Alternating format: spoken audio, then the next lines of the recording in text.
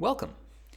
In this discussion that's going to continue our learning on medical ethics, we're going to talk about the topic of cultural competence within medicine. Really important topic. So here's the plan for today. First, I'm going to start by discussing one piece of research related to race and infant mortality. Then we'll talk about the nature of cultural competence in general, and we'll consider some cases from one of our main readings today. This paper, Cultural Competence, Reflections on Patient Autonomy and the Patient Good by Martin Lever. And one of the big questions that Lever examines is whether cultural competence is compatible with patient autonomy and well-being. And then we'll finish with a brief discussion of how to be organizationally prepared for cultural competent medical care. And we'll talk about the specifics of culturally competent care for Muslim patients and their families, looking at this paper by Adam, A-T-T-U-M, Adam and their co-authors. So let's just warm up with one topic, which is a really important one and a topic that gets discussed a great deal nowadays. And this is the issue of infant mortality and racial divides on that matter. So Rachel Hardiman, who is a public health researcher at the University of Minnesota, has done research and has noticed that in keeping with the findings of others, black newborn babies, on average, have a rate of infant mortality that is about 3 times higher than that of white newborns. When we're talking about infant mortality, we're talking about the matter of situations where a newborn within the first year of their life dies. Now, there's also been research on maternal mortality, and sadly, maternal mortality rates among black people in America is similarly problematic, where we're dealing with about 3 times the rate of death as we see in the rest of the population. Now, here's the really interesting thing that Hardiman discovered. It's that when the doctor of record for a black newborn is also a black person, the infant's rate of mortality is cut in half. So we go from a 3 times multiplier of infant mortality rates to a still problematic but much better rate of infant mortality, where we're dealing with a rate of about 1.5. Now, in the piece that I cite on this, and this is some good journalism on Hardiman's research from the Washington Post, it is flagged it's not yet known why this effect occurs.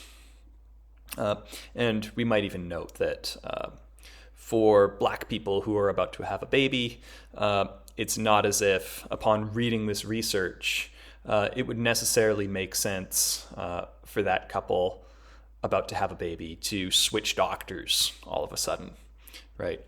So it's not as if like a simple explanation, like the color of the doctor's skin is actually having a health effect on the baby. That would be hard to explain, but we might start to bring in certain hypotheses about how it is that when you have a doctor who is also black caring for a newborn who is black, you sometimes get better results. Now, one hypothesis might be something like this.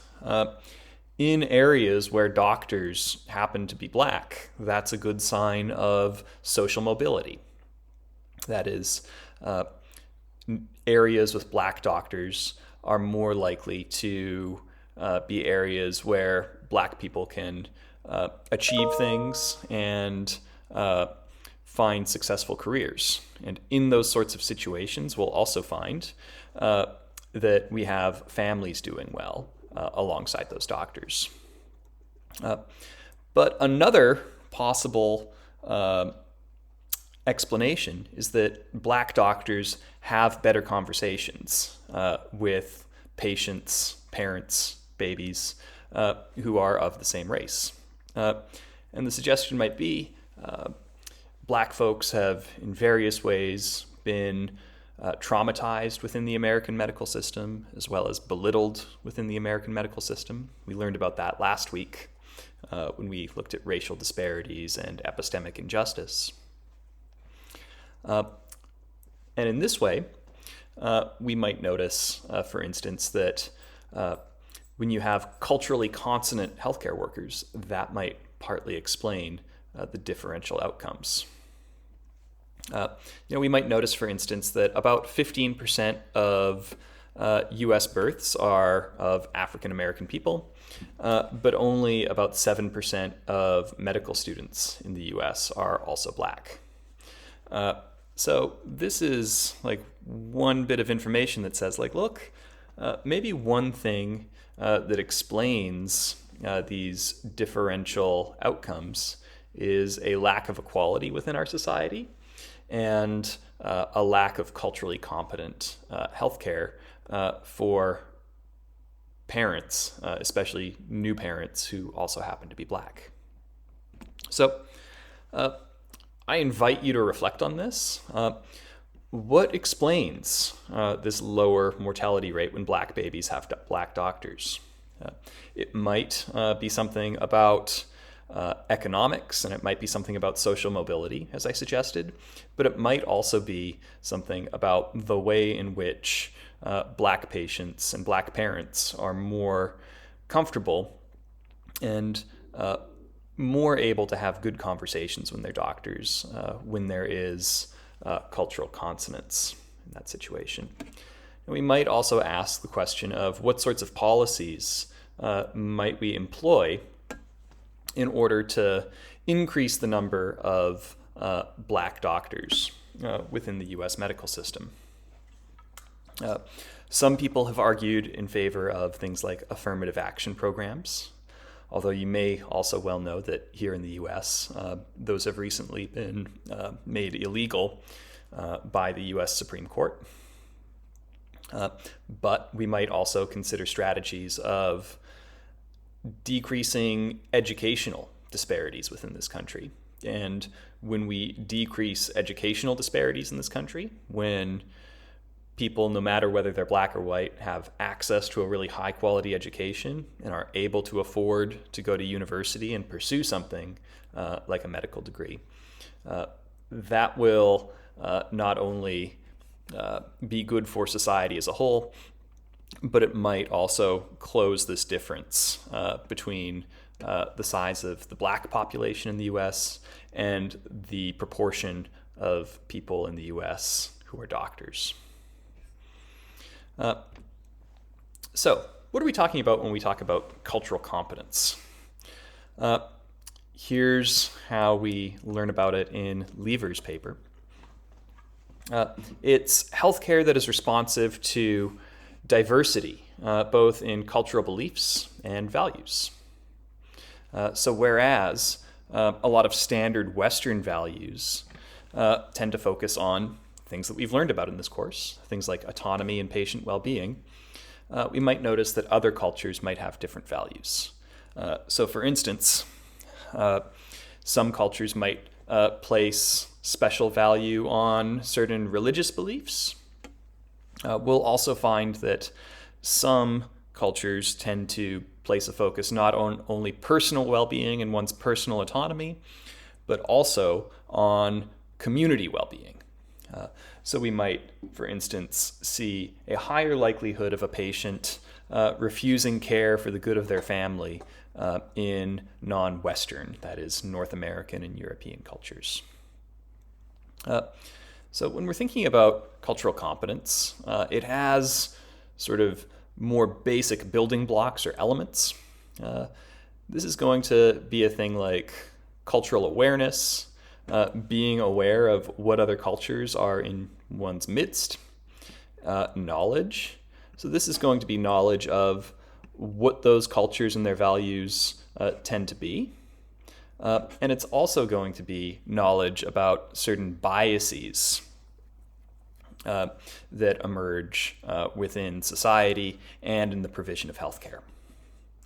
We can think about skill. So it's being able to work with the kinds of patients and values that you are going to encounter.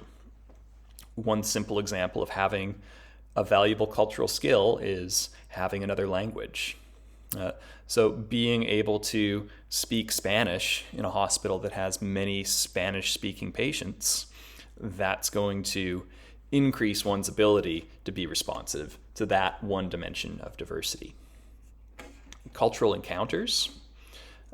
So this idea is basically, you're not going to be culturally competent in caring for people from other cultures if you just learn about those other cultures from a book. The other thing that you're going to need to do is work with patients from those cultures on a regular basis. That's how you're going to truly become competent. And last, desires. That is to say, we're not going to solve problems of lack of cultural competence if we don't have healthcare workers that care about what's being done within the system and who care about making health care provision more responsive to the diversity of beliefs and values. So, thinking about these things that build up culturally competent care, let's consider a few cases. So here's the first case. Mrs. Nina Fayyad, a pregnant Iranian woman in labor, waits to be examined by one of the gynecology residents. When a male resident arrives, she and her husband demand a female physician and send him away. Now, fortunately, there was a female gynecology resident available, and that resident was able to perform the exam. But this new resident became frustrated when Mrs. Fayyad deferred all decisions to her husband. And later, discussing the case with a transcultural nurse, this nurse informs the resident that Middle Eastern women typically defer to their husbands. That's a normal thing when they're making treatment decisions, and prefer to be treated by female physicians when dealing with reproductive matters. So let's try to track back, think about how much awareness, knowledge, skill, regularity of encounters, and desires are coming through in this case. And just try to think to yourself, what went well about the case, what went badly about the case. Let's consider a second case. This is a case involving a man named Mr. Pak. So Kim Pak is a 24-year-old Korean man visiting family in the U.S. But Mr. Pak becomes ill and is hospitalized. With a diagnosis of renal and respiratory failure, Mr. Pak was put on strict bed rest because exertion would be dangerous for him. Now, conflict eventually arose when the family would get him out of the bed to squat over a bedpan on the floor. Now, a nurse tries to explain that the bedpan was to be used in the bed, but the family spoke little English and became very upset. In most Asian countries, traditional toilets are often holes in the ground, and to eliminate from the bowels, you squat over the hole. There's no other way to do it. Further, elimination is considered unclean and certainly should not be done in bed, according to these cultures. The patient was trying to maintain his standards of cleanliness and decency. He was using the bedpan in the only way he knew how. After a coworker explained the patient's behavior, the nurse called the doctor and had him rewrite the orders from strict bed rest to bathroom privileges as needed with assistance. And after that, the patient and family were happier and more cooperative as a result. So again, we can reflect on how much awareness, how much skill, where the encounters were, where the knowledge was, what sorts of desires were operative in this case. And we can think about what went well in the case, what went badly in the case. Now, let's look at a third case. This is the case of Mr. Thomas. Mr. Thomas is a 45-year-old African-American Jehovah's Witness visiting family from out of town. And he is rushed to the emergency department, and he is diagnosed with gallstones. Mr. Thomas is immediately examined and informed that he must undergo surgery to remove his gallbladder. At this point, Mr. Thomas is still alert and oriented, and he identifies himself to be a Jehovah's Witness and states that he needs to refuse the surgery on religious grounds. You may well know, this is sort of a famous thing to note within the medical ethics literature, that people who follow the Jehovah's Witness religion believe that blood transfusions are a sin. Basically, they believe that if you receive a blood transfusion, you may well have no way of entering the kingdom of heaven as they see it.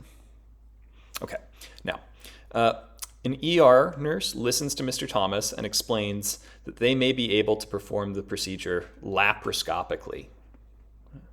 Just for those of you who don't know, laparoscopic surgery involves removing an organ or performing other surgical procedures through a very small tube. Oftentimes they make a cut in the patient's thigh, send the tube up an artery, and using a camera and other devices within the tube, they can perform a surgical procedure without making a large incision on the patient. And the nurse points out that even if laparoscopic surgery is not an option and they have to make a larger incision, it's still unlikely that a blood transfusion would be needed. Nonetheless, she explains that with any surgery, there is a chance that blood could become necessary. But she also explains that because the hospital serves a large Jehovah's Witness population, it has a really good and excellent bloodless surgery program that they can almost certainly perform the surgery without the use of blood products. Relieved, Mr. Thomas then speaks with the representative from this bloodless surgery program and consents to the surgery. One thing that occurs to me, we might sort of look at the case about whether if some sort of emergency arose and a transfusion was needed, it might be the case that Mr. Thomas would say, in that case, don't give me the transfusion. I would rather die than receive the transfusion. Although I imagine some other patients might say, if it really is necessary to save my life, then do what it takes to save my life. That could be discussed ahead of time before the patient goes in for surgery, one way or another. But based on what he says above, if he's going to refuse the surgery on the basis of the thought that blood transfusions might be necessary, it seems like Mr. Thomas is so committed that in the rare occasion that he would need a transfusion, he might opt to not receive it. Okay, so how do these cases represent or fail to represent the various aspects of cultural competence? Remember, we've got awareness, knowledge, skill, encounters, and desires. It seems like in the first two cases, people could have done better.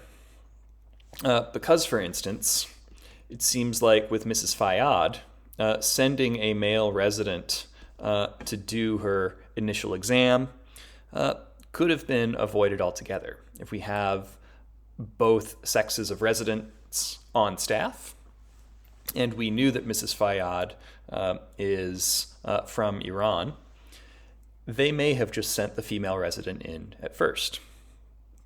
And again, we also notice that this new resident that's sent in to work with Mrs. Fayyad becomes bothered when she learns that Mrs. Fayyad wants to defer her decisions to her husband. Well, it seems that part of what she's missing out here is just a lack of awareness that this is an ordinary thing within some Muslim patients. So in that way, we might think that in the case of Mrs. Fayyad, they could have done better for her. They could have been more prepared and more responsive to her case, and they could have been a little bit more compassionate when Mrs. Fayyad deferred her decisions to her husband. In the case of Mr. Pak, it seemed like We did get a good result in the end, that his orders were changed so that he could go to the bathroom in a dignified way. Although it does seem like the hospital was floundering a little bit in dealing with a patient who spoke Korean. It seemed like the communication was not going as well as it might have. And it also seemed that there was a certain amount of surprise when Mr. Pak refused to use the bedpan in the bed.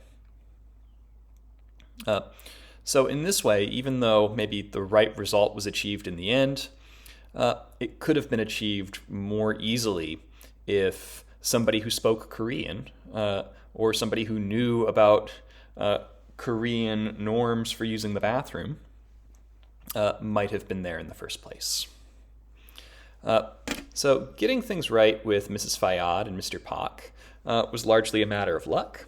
Although if we go back to the case of Mr. Thomas, he comes in with a religiously based concern about a certain form of surgery, and they already have a bunch of really good information in place for him right ahead of time. They're ready to communicate with him about exactly how they can accommodate his cultural needs and still receive the health care that he needs to be well.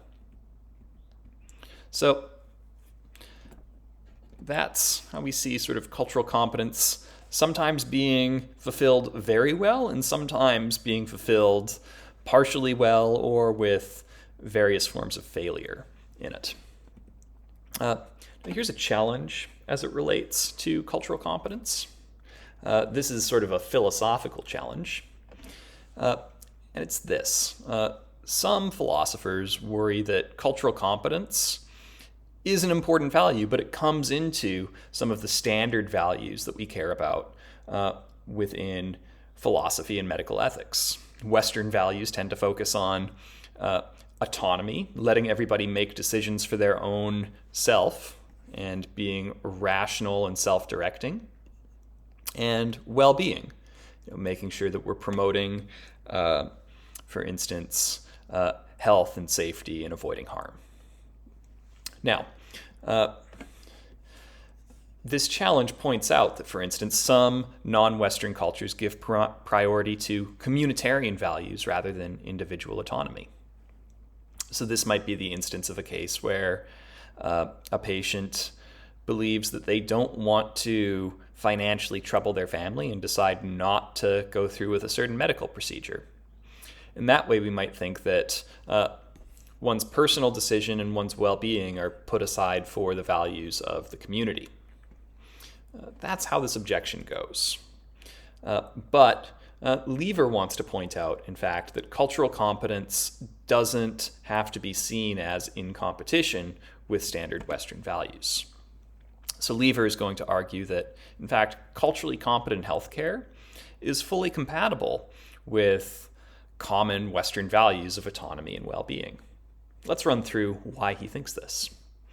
First, we can think about autonomy.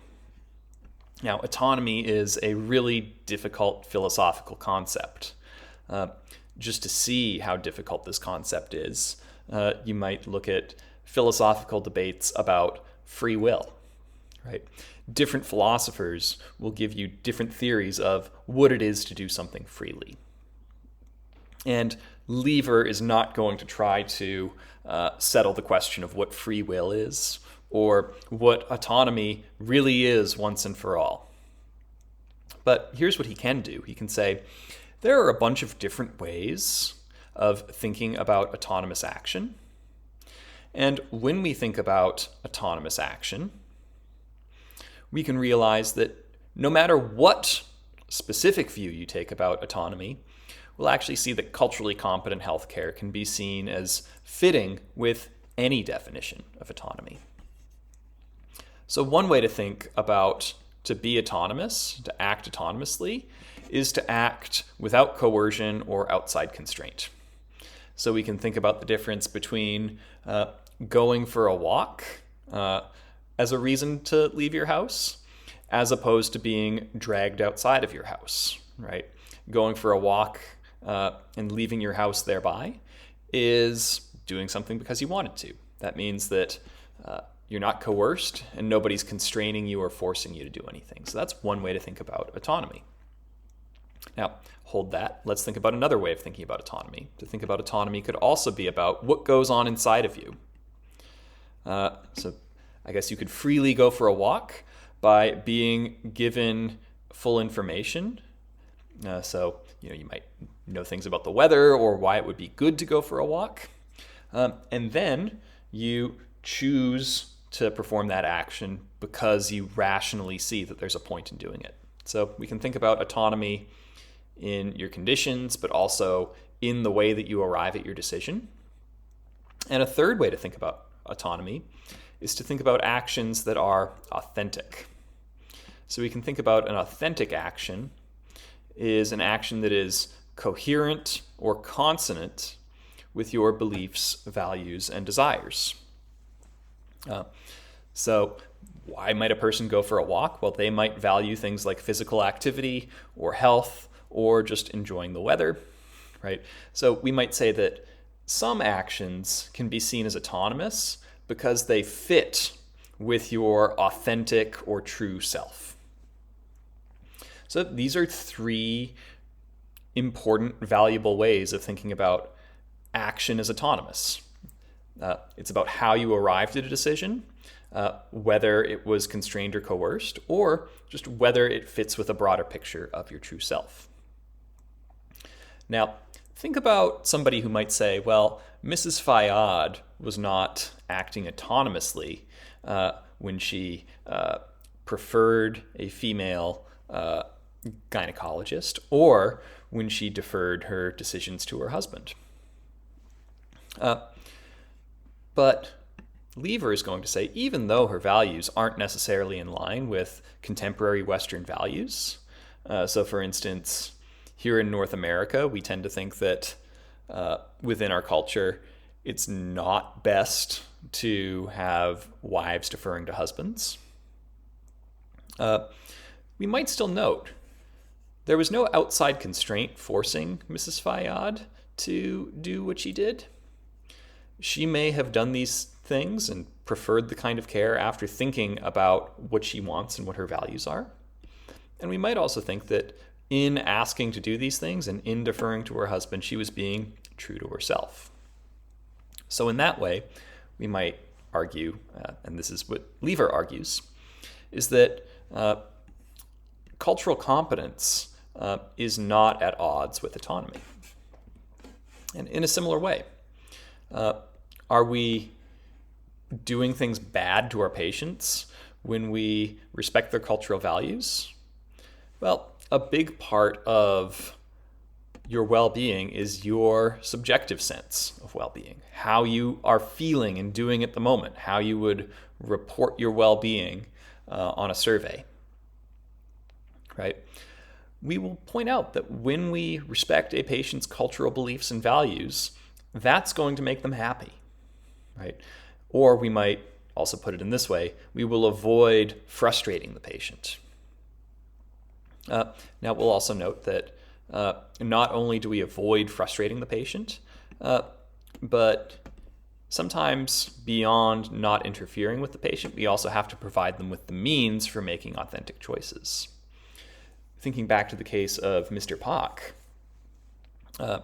we might realize that we could have provided him the means to work out a care plan that is dignified and clean for him by having a translator available at the hospital or through some sort of a virtual translator through a video call, right? So in this way, we would say that we can actually promote patient well-being, again, by being sensitive to the specific wants and desires and needs of these different cultures. Now, how do we do this? Well, Lever ends his discussion by talking about organizational preparedness. So he's going to point out there needs to be a certain amount of overlap between patients and providers in terms of beliefs, values, and practices.